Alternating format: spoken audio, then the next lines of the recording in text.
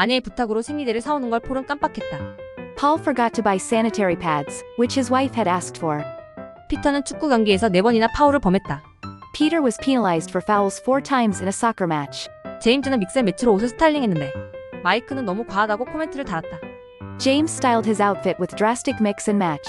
But Mike commented that it was too much. 소니는 스팅의 노래를 듣고 너무 감동받아 좀처럼 움직일 수가 없었다. Sonny was so moved by Sting's song that he could hardly move. 소니아는 목욕물에 구연산을 조금 풀었다. Sonia added a bit of scarce citric acid to her bathwater. 프랜시스는 명품 시계를 팔아서 생계에 보탰다. Francis sold a luxury watch to provide for living expenses. 캐슬리는 고된 노동으로 손발톱이 전부 갈라졌다. Kathleen's nails were like cloven hooves due to hard labor. 카일라는 자신의 의사를 뚜렷하게 표현한다. Kayla expresses her opinions clearly. 에디슨은 대만 기차 여행으로 풍부한 문화 체험을 했다. Edison had a rich cultural experience on a train trip in Taiwan.